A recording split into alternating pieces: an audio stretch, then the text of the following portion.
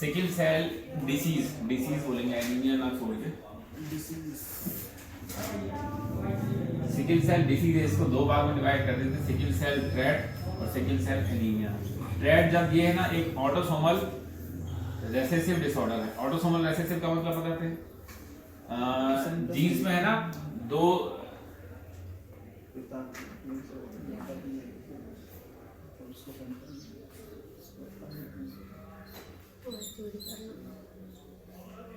अपने बॉडी में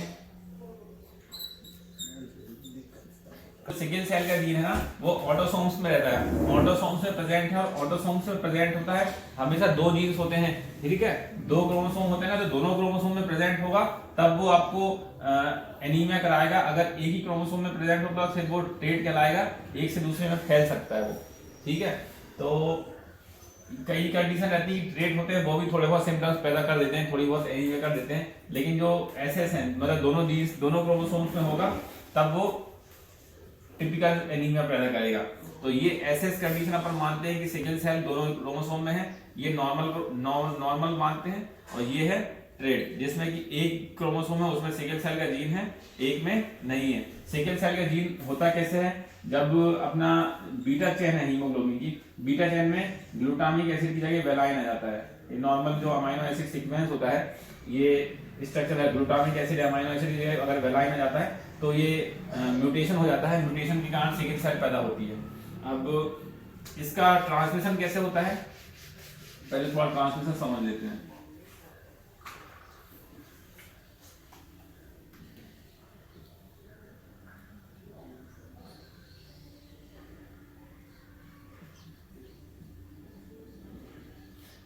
दो पेरेंट्स हो गए, ये मदर मान लिया, ये फादर मान लिया। अब मदर में नॉर्मल है, फादर में है एक सिकल सेल का जीन प्रेजेंट है, ठीक है। अब इनके जो बच्चे हो सकते हैं उनके कॉम्बिनेशन कैसा हो सकते हैं, ये चार कॉम्बिनेशन होंगे, चारों कॉम्बिनेशन में ए एस ए और ए एस, मतलब चार जो बच्चे होंगे चारों में से किसी भी बच्चे को सिकल सेल एनीमिया नहीं होगा, सब किसी को भी होगा। दो ऐसे होंगे जो कि आगे ट्रांसमिट कर सकते हैं, बाकी दो नॉर्मल होंगे। दूसरी कंडीशन आती है एक ए एस और ए एस, मतलब दोनों पेरेंट्स जो हैं, दोनों पेरेंट्स में सिकल सेल का जीन है, लेकिन दोनों पेरेंट्स अभी कोई बीमारी पैदा नहीं करते, दोनों पेशेंट असिम्प्टोमेटिक हैं। अब इसमें से ऐसी कंडीशन आती है कि 25% चांस जो रहेंगे उसमें पेशेंट को सिकल सेल डिसीज हो सकती है। A S S S 50 trait 25, हाँ 50% जो है ट्रेट रहेंगे, 25% जो है ये जो बच्चा रहेगा 25% चांस है इस बच्चे को कि इसको सिकल सेल डिसीज होगी। तो अपन देखते हैं कई पेशेंट को पूछते हैं कि सिकल सेल की बीमारी फैमिली में है या नहीं है, तो लोग सब बोलते हैं कि नहीं है, किसी को नहीं हुआ है, इसी को हुआ है।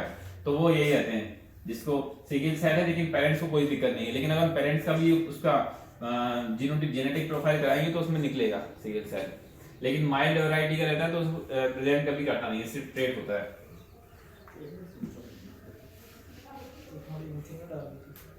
और अगर एसएस है और एएस है, मतलब एक पेरेंट्स है उसमें दोनों जीन है, एक पेरेंट्स में एक जीन है, तो इसमें 75% चांस हो जाएंगे, 75 की 50% चांस होंगे कि इसको हर दूसरे बच्चे में सिकल सेल हो सकता है। तो यही कारण होता है जो ऑटोसोमल रिसेसिव है कि ये जब क्लिनिकली सिग्निफिकेंट तब होते हैं जब दोनों जीन्स में सिकल सेल म्यूटेशन प्रेजेंट हो, एक में होगा तो उसे ट्रेट होते हैं, ये आगे फैला सकते हैं, लेकिन इनको यूजुअली सिम्प्टोमेटिक होते नहीं है।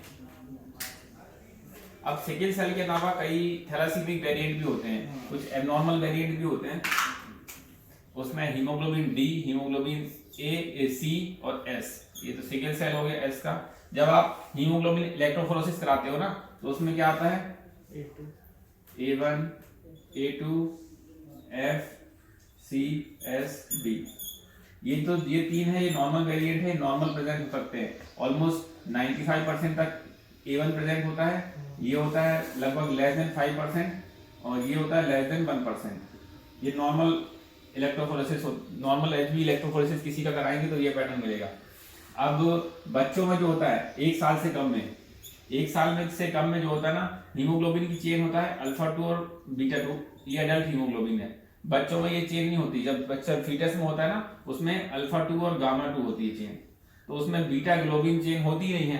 तो बीटा का जो डिफरेंस है सिकल सेल में, वो कभी भी बच्चों में 1 साल तक प्रेजेंट होता नहीं है। ये जो हीमोग्लोबिन की चेन है, इसको कन्वर्ट होने में इसमें 1 से 2 साल लगते हैं। इसलिए सिकल सेल के कभी भी मरीज 2 साल के पहले प्रेजेंट नहीं करते। सिकल सेल के मरीज हमेशा 2 साल के बाद ही प्रेजेंट करेंगे, जब ये जो फीटल हीमोग्लोबिन है, फीटल हीमोग्लोबिन एडल्ट हीमोग्लोबिन में कन्वर्ट हो जाएगा, तब इनको हीमोग्लोबिन कम होना चालू हो जाएगा और ये होना चालू होगा। ये जो है ये एबनॉर्मल वेरिएंट है। ये भी एबनॉर्मल वेरिएंट जो है ऑटोसोमल रिसेसिव की तरह होते हैं, मतलब ये प्रेजेंट होते नहीं है, बहुत सारी फैमिलीज में लगातार चलते रहते हैं। जब ये इसके साथ या तो सिकल सेल के साथ मिल जाते हैं तो वो कॉम्बिनेशन हाइब्रिड टाइप का हो जाएगा, या फिर एक दूसरे से ही मिल जाएंगे और डोमिनेंट कंडीशन में आ जाएंगे, तब ये प्रेजेंट करेंगे और थैलासीमिया करा देंगे। मतलब ये थैलासीमिया के वेरिएंट टाइप के हो गए हैं। सिकल सेल नहीं कराएंगे, थैलासीमिया सिकल सेल और थैलासीमिया सब मिक्सचर कर देंगे वो, लेकिन उसमें एक है हीमोलिसिस कराएंगे ये। अब ठीक है, ये म्यूटेशन हुआ, म्यूटेशन से आरबीसी का क्या हो जाता है, जैसे नॉर्मल आरबीसी है, ये नॉर्मल आरबीसी है, नॉर्मल आरबीसी का इको टाइप का है। ये नॉर्मल आरबीसी थोड़ी ऐसी चपटी टाइप की हो जाएगी, बिल्कुल ऐसा हंसियाकार तो नहीं हो जाती है, हंसियाकार ऐसी नहीं हो जाती है, ये सिर्फ समझाने के लिए, हल्की सी टेढ़ी हो जाती है। इसके डिफेक्ट जो होते हैं, इसमें 3 टाइप के डिफेक्ट, 3 चीजें आ रही हैं। पहला, इसका शेप अल्टर हो रहा है। दूसरा, इसकी जो ऑक्सीजन कैरिंग कैपेसिटी है, जो हीमोग्लोबिन का ऑक्सीजन से बॉन्ड बनता है, ऑक्सी हीमोग्लोबिन बनता, तो वो कम हो जाती है।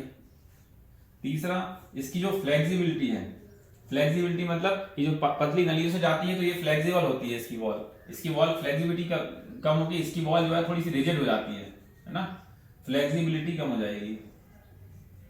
चौथा, इसका जो हमने कहा था, जो ईएसआर में पढ़ाया था, जो आरबीसी है, आरबीसी के सरफेस में नेगेटिव चार्ज होता है और 2 आरबीसी एक दूसरे को रेपेल करती है ना, 2 आरबीसी एक दूसरे को जोड़ने नहीं देती। ये जो नेगेटिव चार्ज है ये इसमें खत्म हो जाता है, तो ये आरबीसी इंक्रीज चांसेस रहते हैं उसमें क्या, रोलेक्स फॉर्मेशन के। ये सार बढ़ेगा ही, वो हर कहीं चिपकने लगेगी, मतलब इसका जो एक दूसरे का नेगेटिव चार्ज है ना, नेगेटिव चार्ज खत्म हो जाएगा। 4 चीजें हो रही है इसमें सिकल सेल होने से। चारों चीजें के घाटे क्या होंगे इससे, और शेप गड़बड़ है। शेप गड़बड़ है तो पता है कि ये बड़ी नलियों से आरबीसी आसानी से निकल जाती है, छोटी नलियां आएंगी, छोटी नलियां से वो जो अगर गोल फुटबॉल है, फुटबॉल आराम से एक जगह से दूसरी जगह पहुंच जाएगी, लेकिन अगर अपन दूसरी बॉल है जो कि ऐसी चपटी बॉल है, वो आसानी से एक जगह से दूसरी जगह से नहीं लुढ़क पाएगी। तो शेप के कारण वो फैलिंग अच्छे से, उसका जो फ्लो है, फ्लो नहीं बढ़ेगा। फ्लो नहीं बढ़ेगा तो क्या होगा, उसके स्टेसिस हो जाएगी। स्टेसिस होने के कारण क्या होगा, ये धीरे धीरे जो आगे की सप्लाई है, आगे की सप्लाई बंद कर देगी। ये सप्लाई यूजली जो है जॉइंट्स में होती है, जहां जहां माइक्रोवेस्कुलर सर्कुलेशन होता है, जॉइंट में, चेस्ट की मतलब बोन में, कैपिलरीज में, जहां भी होगी सब जगह सर्कुलेशन कम कर देगा, उसके कारण पेन होने लगेगा। पेन होने का मोस्ट कॉमन कारण यही होता है। दूसरा कारण यही है कि उसके जो ऑक्सीजन है वो कैपेसिटी कम हो जाएगी, इसलिए पेशेंट को अनएक्सप्लेन डिस्निया होगा।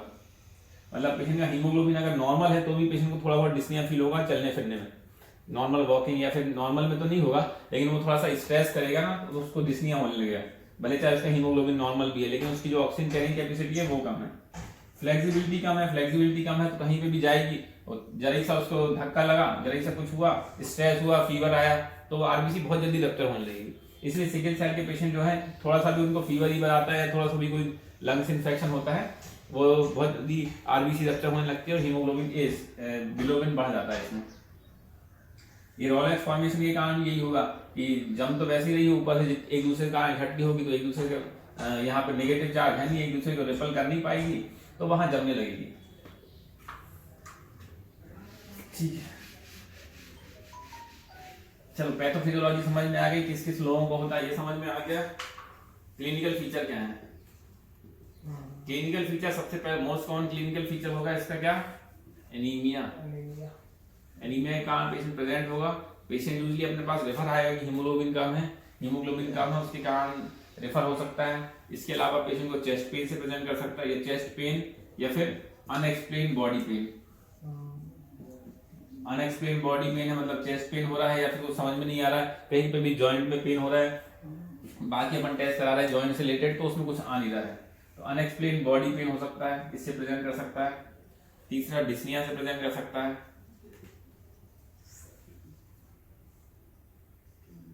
और कैसे प्रेजेंट कर सकता है पेशेंट? पीलिया से प्रेजेंट कर सकता है। कई बार हिस्ट्री देगा, जॉन्डिस की हिस्ट्री देके आते हैं, जॉन्डिस पीलिया हो रहा है, कई पेशेंट पीलिया की हिस्ट्री देके आते हैं। येलो डिस्कलरेशन ऑफ बॉडी हो गया। बस कॉमन प्रेजेंटिंग सिम्टम्स यही 4 होते हैं। यही 4 अगर प्रेजेंटिंग सिम्टम्स आ रहे हैं, इसके अलावा अपन एग्जामिन करेंगे तो क्या होगा? पेलर मिलेगा, इक्टेरस मिलेगा। स्प्लीन प्लस माइनस है। स्प्लीन में क्या होता है? इसमें एक कैरेक्टरिस्टिक फीचर होता है ऑटो स्प्लीनेक्टोमी। पेशेंट अगर लंबे समय तक उसको सिकल सेल रहता है ना, सिकल सेल के कारण क्या होता है, जो स्प्लीन है, स्प्लीन में जो ब्लड सर्कुलेशन है वो आरबीसी शुरुआत में तो क्या होता है, रोलेक्स फॉर्मेशन के कारण स्प्लीनोमेगेली हो जाती है। स्प्लीनोमेगेली अगर लॉन्ग टर्म में होती ना तो वहां उसकी ब्लड सप्लाई कम कर देती है, वो रोलेक्स फॉर्मेशन करके वहां की ब्लड सप्लाई कम होने के कारण वहां पे इन्फार्क्ट होने लगते हैं। स्प्लीनिक इन्फार्क्ट लंबे समय तक होता रहता है तो पेशेंट को क्या हो जाता है, ऑटो स्प्लीनेक्टोमी, मतलब स्प्लीन पूरी खत्म हो जाती है उसकी, है ना, डिस्ट्रॉय हो जाती है स्प्लीन। लेकिन स्प्लीनिक इन्फार्क्ट जो है, स्प्लीनिक इन्फार्क्ट के कारण पेशेंट को पेन बहुत होता है।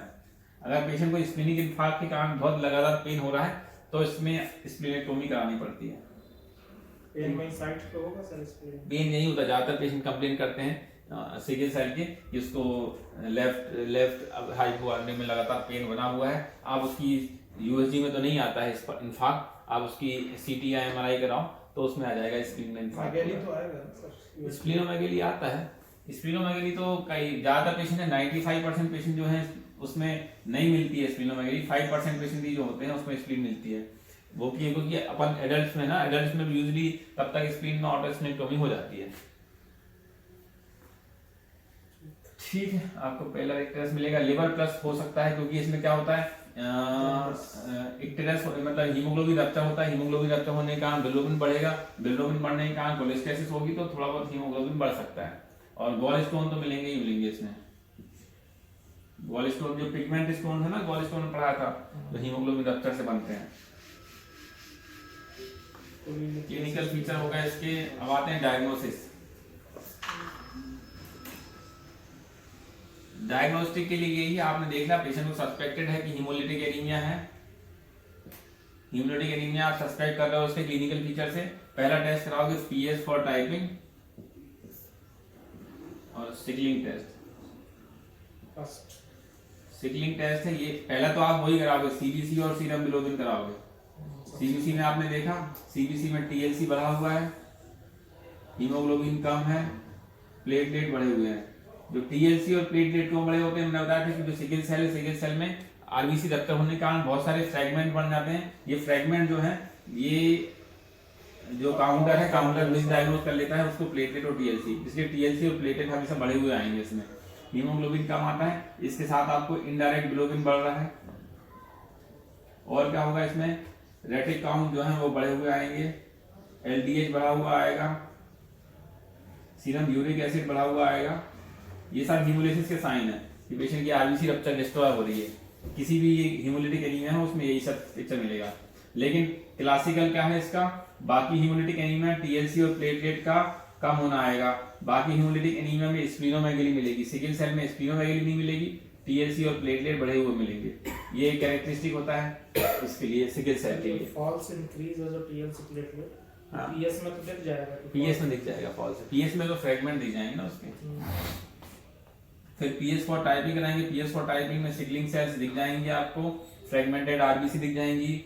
और इसके बाद सिकलिंग टेस्ट करते हैं। सिकलिंग टेस्ट ये भी प्रिलिमिनरी टेस्ट है, ये कंफर्मेटरी टेस्ट नहीं है। सिकलिंग टेस्ट इसको आरबीसी को एक सॉल्यूशन में डालते हैं, उसमें दिख जाता है कि सिकलिंग हो रही है या नहीं हो रही। कंफर्मेटरी टेस्ट होता है हीमोग्लोबिन इलेक्ट्रोफोरेसिस, HPLC, इसको बोलते हैं haemoglobin high performance liquid chromatography.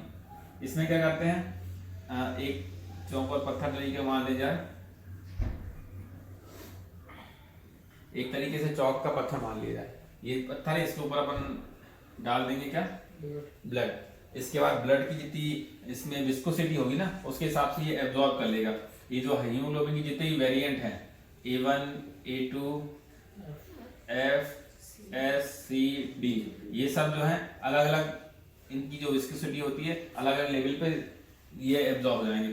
किस लेवल पे कौन कितना एब्जॉर्ब हो रहा है उसके हिसाब से अपन को एक चार्ट मिल जाएगा, परसेंटेज मिल जाएगा कौन कितना एब्जॉर्ब है, और परसेंटेज ऐसा दिखाई देगा आपको कि ये है A1 A2 S F C B, तो ये A1 की दिख जाएगी, A2 की दिख जाएगी और F की दिख जाएगी। ये नॉर्मल वेरिएंट है कि 95% ये है, ये 4% है, ये लेस देन 1% है, ये नॉर्मल वेरिएंट आ गया। ठीक है, अगर एबनॉर्मल आता है सिगलिंग है, सिगलिंग में दिख जाएगा अलग से ये एस वेरिएंट ऊपर दिख जाएगा रेशो में। जब ये इलेक्ट्रोफोरेसिस देखोगे ना तो ये चार्ट दिखता है उसमें, तो ये अपनी डायग्नोसिस से कंफर्म हो जाएगी। सर पीएस में कंफर्मेटरी नहीं रहता है, पीएस कंफर्मेटरी नहीं है, पीएस में वो सिगलिंग टेस्ट कंफर्मेटरी नहीं है। देखिएगा क्या एग्जैक्टली सिगलिंग सेल्स दिख जाएंगी, सिगल सेल्स हैं, लेकिन कई बार क्या है वेरिएंट एबनॉर्मल आने लगते हैं, कुछ समझ में नहीं आता। मतलब कि जो HbA2 आया 60%, HbA1 आया 60%, A2 जो आ गया वो आ गया 10%, सिगलिंग सेल भी आ रही है ना, सिगलिंग सेल भी आ रही है कुछ कुछ 30% में, ये 40% हो गया, 10% हो गया। इसमें थोड़ा सा कंफ्यूजन हो जाता है कि सिगल सेल भी मिल रहा है, A2 भी बड़ा मिल रहा है, तो ये थोड़ा सा इसमें फिर पेरेंटल स्टडी करनी पड़ती है कि एग्जैक्टली उसको हुआ क्या होगा। A2 ज्यादा ही आता सर थैलेसीमिया का उसको नहीं, सिगल सेल में भी थोड़ा बहुत बढ़ जाता है, लेकिन थोड़े बहुत चांसेस वो रहते हैं। इसमें क्या है एग्जैक्टली अपन नहीं बता सकते क्या है, उसमें फिर पेरेंटल स्टडी करो, उसके मादर फादर का लेके आओ इलेक्ट्रोफोरेसिस, उससे अपन थोड़ा कंक्लूजन निकालेंगे कि इसको क्या हो सकता होगा, है ना। क्योंकि हीमोग्लोबिन के छोटे छोटे कई वेरिएंट होते हैं, ये तो अपन को जो बड़े बड़े वेरिएंट हैं वो पता है, छोटे छोटे कई वेरिएंट होते होंगे जिसमें कि थोड़ा बहुत म्यूटेशन मिल जाता होगा और थोड़ा बहुत A2 इसमें बढ़ जाता होगा, थोड़ा बहुत थैलेसीमिया। तो कुल मिला के डायग्नोसिस, इससे सिर्फ डायग्नोसिस बनेगी, ट्रीटमेंट कुछ नहीं करना। ट्रीटमेंट में कोई बहुत ज्यादा फर्क है, ट्रीटमेंट में सिर्फ अपन को इतना पता करना है कि सिकल सेल है या नहीं है और पेशेंट को हीमोलिसिस हो रही है या नहीं हो रही है। तो हीमोलिसिस हो रही है वो तो अपन को दिख ही रहा है, ठीक है। अब haemolysis due to sickle cell हो रही है या फिर थैलेसीमिया हो रही है, बहुत ज्यादा फर्क नहीं पड़ता है इन दोनों में। थोड़ा बहुत अपन को एक आइडिया होना चाहिए कि उसमें सिकल सेल बढ़ा हुआ है कि नहीं। अगर सिकल सेल के साथ थैलेसीमिया है या नहीं है, वो होगा तो भी कुछ नहीं करना, नहीं होगा तो भी कुछ नहीं करना, ठीक है। डायग्नोसिस हो गई। ट्रीटमेंट का एम क्या है अपन को, पहला है पेशेंट को हीमोग्लोबिन मेंटेन रखना है, HB मेंटेन रखना है। दूसरा पेशेंट की ग्रोथ रिटार्डेशन तो नहीं हो रहा है वो मेंटेन करना है। तीसरा पेशेंट को क्या करना है, पेन को सबसाइड करना है, पेन नहीं होने देना है। चौथा उसको जो कॉम्प्लिकेशंस हैं, कॉम्प्लिकेशंस को प्रिवेंट करके रखना है कि कोई उसको मेजर कॉम्प्लिकेशन ना हो। HB मेंटेन करने के लिए अपन क्या करेंगे, HB मेंटेन करने के लिए सिर्फ एक ही ट्रीटमेंट है, ब्लड ट्रांसफ्यूजन, और कोई था नहीं है आपके पास। अगर पेशेंट का हीमोग्लोबिन कम है तो उसको आप देखो कि HB से रिलेटेड और कोई दिक्कत तो नहीं है उसको। ये हीमोग्लोबिन के साथ कई बार विटामिन B12 डेफिशिएंसी, एनीमिया भी हो सकता है, और कोई दूसरा कारण तो नहीं है एनीमिया का, वो रूल आउट कर लो और वो थेरेपी दो। आयरन नहीं देते हैं इसमें, आयरन इसलिए नहीं देते हैं क्योंकि इसकी जो RBC है, RBC लगातार बचपन से रप्चर हो रही है, तो IBC रप्चर होने का आयरन की मात्रा इनमें हमेशा ज्यादा ही निकलती है, इसलिए पेशेंट को आयरन कभी भी नहीं देते हैं। आयरन ओवरलोड होता है, अगर यूजली पेशेंट को अगर रिकरेंट ब्लड ट्रांसफ्यूजन हो रहा है तो पेशेंट को आयरन ओवरलोड होगा। इसका सीरम फेरेटिन टेस्ट कराते रहना पड़ेगा हर साल में। हर सिकल सेल एनीमिया के पेशेंट का कम से कम साल में, जिसको रिकरेंट ब्लड ट्रांसफ्यूजन हो रहा है उसको साल में एक बार सीरम फेरेटिन टेस्ट कराना है। सीरम फेरेटिन टेस्ट अगर मोर देन 1000 आ रहा है तो उसको आयरन किलेशन देना है। आयरन किलेशन क्या होता है, डेफ्रीजेट होता है, 500 मिलीग्राम की टैबलेट आती है, OD या BD चालू कर देते हैं जिनका serum ferritin level more than 1000 है। क्योंकि सीरम फेरेटिन लेवल अगर मोर देन 1000 लंबे समय तक रहेगा तो ये आगे लिवर सिरोसिस, कार्डियोमायोपैथी, सब कुछ मतलब पूरे बॉडी को डिस्ट्रॉय कर सकता है। तो जो भी सिकल सेल के पेशेंट है और या फिर थैलेसीमिया के पेशेंट है जिनको रिकरेंट ब्लड ट्रांसफ्यूजन हो रहा है तो उसका साल में एक बार सीरम फेरेटिन लेवल कराना है। सीरम फेरेटिन लेवल को लेस देन 1000 करा के रखना है। 1000 से ऊपर आ रहा है तो उसको आयरन किलेशन देना है। तब नीचे ना आ जाए, हाँ करेक्ट, तो उसको रिकरेंट ब्लड ट्रांसफ्यूजन हो रहा है, कंटिन्यू चलता रहेगा, ठीक है। तो HB मेंटेन करने के लिए अदर कॉजेज देख लो, कोई अदर कॉजेज तो नहीं है, इसके अलावा और कोई चारा नहीं है अपने पास। जो हीमोग्लोबिन की वॉल है, हीमोग्लोबिन की वॉल रप्चर ना हो तो उसके लिए सीरम फॉलिक एसिड दे देते हैं, जिसकी की जो वॉल है, वॉल की इंटीग्रिटी बना के रखे, वो जो रिजिडिटी है वो थोड़ी कम करे और वॉल टूटने से रोके, तो उसके लिए एक फॉलिक एसिड है, वो लाइफ लॉन्ग चलती रहती है।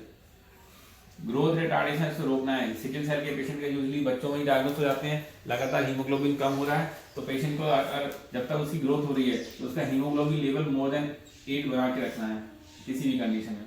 तो उसको भले जाए या तो ब्लड ट्रांसफ्यूजन करना हो, जैसा भी करना हो, उसका हीमोग्लोबिन लेवल मोर देन 8 बना के रखना है उसका, ये एम रहता है उसको बच्चों में, जब तक उसका ग्रोथ नहीं आती, नहीं तो ग्रोथ रिटार्डेशन हो जाएगा इसमें। पेन रिलीफ करना है। पेन रिलीफ के लिए अपन क्या कर सकते हैं? पेन रिलीफ के लिए अपन देते हैं हाइड्रोक्सी यूरिया। हाइड्रोक्सी यूरिया देते हैं 500 मिलीग्राम ओडी या बीडी या फिर ट्वाइस वीकली। ये क्या करता है, जो बताया था मैंने, हीमोग्लोबिन की चेन है, जो हीमोग्लोबिन की चेन होती है अल्फा 2 बीटा 2 होती है, ये हीमोग्लोबिन की चेन को फीटल हीमोग्लोबिन की चेन में कन्वर्ट करने में हेल्प करता है। मतलब जो हीमोग्लोबिन का वेरिएंट है HbF, उसको बढ़ाने में हेल्प करता है। मतलब HbF का लेवल बढ़ाता है, HbA1 का लेवल कम कर देता है। तो इससे क्या होता है, फीटल हीमोग्लोबिन तो कोई म्यूटेशन है नहीं उसमें, तो फीटल हीमोग्लोबिन बनने के कारण धीरे धीरे उसको पेन में रिलीफ मिलता है। सर HB मेंटेन नहीं रहेगा इससे? HB भी थोड़ा मेंटेन रहेगा इससे, लेकिन मेन काम इसका पेन के लिए रहता है। देखा गया है कि जो हाइड्रोक्सी यूरिया लगातार लेते हैं उनको रिकरेंट जो पेन के एपिसोड होते हैं वो कम होते हैं। पेन के एपिसोड होते हैं तभी हीमोग्लोबिन, मतलब हीमोग्लोबिन भी तभी कम होता है जब एक्यूट एपिसोड होते हैं पेन के और आरबीसी रप्चर होने लगती है। सिकल सेल के पेशेंट यूजुअली कई सालों तक असिम्प्टोमेटिक रहते हैं, जब उनको कोई स्ट्रेस की कंडीशन आती है तब उनका हीमोग्लोबिन रप्चर होता है, तब वो प्रेजेंट करते हैं। ज़्यादातर कई पेशेंट जो है प्रेगनेंसी में प्रेजेंट करते हैं डिलीवरी के टाइम पे, है ना। अनडायग्नोस अपन देखते हैं हीमोग्लोबिन उनका 7 या 8 है, फिर उसको वर्कअप करो तो देखा जाएगा इनडायरेक्ट हीमोग्लोबिन बढ़ा हुआ है और पेशेंट को सिकल सेल है। ऐसे पेशेंट को कई बार वही चल आयरन सुक्रोज चल जाता है, तो वो और वो गड़बड़ हो जाती है कंडीशन। हाइड्रोक्सी यूरिया दे सकते हो, और क्या दे सकते हो, O2 दे सकते हो, क्योंकि पता है कि ऑक्सीजन सप्लाई वहाँ की कम हुई है, ऑक्सीजन नहीं हो रही है। और क्या दोगे? कई बार एक्यूट कंडीशन में आते पेन में तो आते, वही तो ट्रीटमेंट बता रहे हैं। फ्लूइड दोगे, क्योंकि पेन का कारण क्या था, स्मॉल वेसल थे, स्मॉल वेसल में आरबीसी जमी होके यहाँ पे जमी होके रोलेक्स फॉर्मेशन कर लिया है, यहाँ आगे की ब्लड सप्लाई नहीं मिल रही है। इसके लिए क्या कर सकते हैं, या तो उसको तेज धक्का दे दो। तेज धक्का देने के लिए क्या होगा, फ्लूइड फास्ट लगाओ उसको, या तो उसके यहाँ पे जो ऑक्सीजन की सप्लाई है वो बढ़ा दो, या उसकी जो वॉल है उसको रप्चर होने से रोको। तो उसके लिए अपन सब काम कर ही रहे हैं। NSAID दे सकते हैं, हाई उसको लंबी लंबी सांस लेने बोलो, हाई वेंटिलेशन, हाइपर वेंटिलेशन के लिए बोला रहेगा। इन सब चीजों से अगर नहीं आराम पड़ता है तो अल्टीमेटली उसको फ्रेश ब्लड चढ़ा दो जिसमें ऑक्सीजन है, ठीक है। इसका जो है एक्यूट पेन एपिसोड का हीमोग्लोबिन लेवल से मतलब नहीं है। कई बार अपन सिकल सेल एनीमिया के पेशेंट आते हैं और पेशेंट पेन क्राइसिस में आता है, अपन ने हीमोग्लोबिन देखा तो हीमोग्लोबिन उनका मोर देन 8 आता है। उस कंडीशन में भी अगर पेशेंट को अपन ने इतनी चीजें देने के बाद अगर पेन रिलीफ नहीं हो रहा है तो उसको अपन को ब्लड ट्रांसफ्यूजन कराना पड़ेगा सिर्फ पेन रिलीफ के लिए, क्योंकि कई बार पेन के कारण ही पेशेंट शॉक में जा सकता है। फिर कॉम्प्लिकेशंस हैं। कॉम्प्लिकेशंस क्या क्या हो सकते हैं इसके?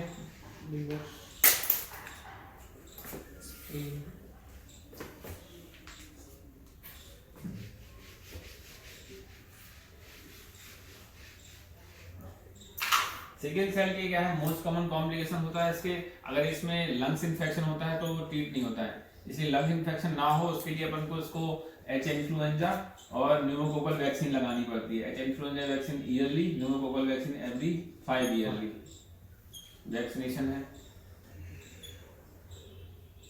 कॉज क्या है लंग इन्फेक्शन का रिलेशन? रिकरेंट लंग इन्फेक्शन है, क्योंकि वही है ना, थोड़ा सा लंग्स में ऑक्सीजन सब, मतलब कोई भी छोटा सा भी सर्दी जुकाम होगा उसको तो वो ट्रीट नहीं होगा, क्योंकि उसको इम्यूनिटी भी थोड़ी लो रहेगी, ऑक्सीजन लेवल लो है, कोई भी इन्फेक्शन है, कोई भी चीज़ है, एक बार ठीक नहीं होगी। दूसरा जो गैंग्रीन है, गैंग्रीन को प्रिवेंट करना है पेशेंट को। कुल मिला के तो आरबीसी या आरबीसी को सिक्वेस्ट्रेशन होने से बचाना रहता है। थोड़ी सी भी इसको दिक्कत हो, थोड़ी सी भी कोई प्रॉब्लम हो तो उसको तुरंत डॉक्टर के पास दिखाना रहता है। तो सर फिर कोमोर्बिडिटी, शुगर, स्मोकिंग, ये भी बहुत रिस्की रहेगा। उसको कोई भी कंडीशन रहेगी, शुगर और कोमोर्बिडिटी, ज्यादातर इन पेशेंटों को शुगर वगैरह होती नहीं है। दूसरी एक बीमारी जिनको हो चुकी है वो दूसरी बीमारी ज्यादा मिलती नहीं है। मलेरिया तो नहीं होता इन लोगों को, है ना। हाँ सिकल सेल प्रॉब्लम मलेरिया इसलिए नहीं होता क्योंकि मलेरिया का भी वही मलेरिया का पैरासाइट को जो अपनी लाइफ साइकिल जीनी है ना आरबीसी में, तो लाइफ साइकिल उस आरबीसी में कंप्लीट ही नहीं हो पाती क्योंकि उसी को ऑक्सीजन नहीं मिल पा रही, मतलब वो इतना ही मैं फोर्स को मलेरिया। हाँ तो कई बार मलेरिया टेस्ट करा लेते हैं लोग सिकल सेल वालों का फीवर में, तो मलेरिया टेस्ट कराने का भी कोई सिग्निफिकेंस नहीं रहता उनमें, जब हो ही नहीं सकता तो टेस्ट कराने का क्या मतलब।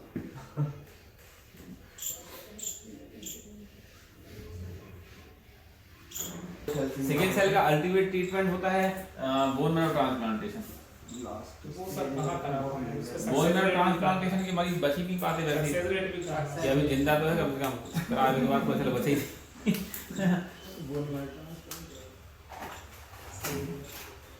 एम्ब्रियोसेंटेसिस भी करा सकते हैं, इसकी कोरियोनिक ब्लड बायोप्सी करा सकते हैं। जैसे कोई पेशेंट सिकलिंग सेल का था, शादी हो गई, दोनों को सिकल सेल है, दोनों को स्ट्रेट है या दोनों को मेजर है ना। जैसे दोनों को मेजर है तब तो फिर वो नहीं होना है उसका लक्षण, लेकिन एक को ट्रेट है एक को मेजर है सिकल सेल, इसको होना है, इसके जो बच्चा है बच्चे को होना है कि नहीं, तो उसका 3 मंथ के अंदर एम्ब्रियोसेंटेसिस या फिर कोरियोनिक ब्लड बायोप्सी होती है, ये करा लो। एमटीपी करा दो मुझे। हाँ तो एमटीपी कराएंगे, कंफर्म होगा ना लीगल रहता है ना सब वो। हैं ये कराने से कंफर्म होगा। ये कराने से ये है कि अगर बच्चे को ऐसा है ना, अगर सिकल सेल है तो आप एमटीपी करा लो, टर्मिनेट लीगल है ना सर? प्रेगनेंसी। हाँ लीगल है वो, लीगल टर्मिनेशन नहीं करना पड़ेगा वो तो, क्या मतलब फालतू कोई ऐसा बच्चा पैदा करो जिसके ऊपर पता रहे कि जिंदगी में दिक्कत रही है। वो तो सर और भी सिंड्रोम्स के लिए सब पूरा उसका वो आता पैकेज रहता है। अब वो पैकेज अलग चीज है, ये तो उससे पता ही है ना कि मदर फादर को है है ही ही है। हाँ। सर ये तो थैलेसीमिया में भी कर सकते हैं।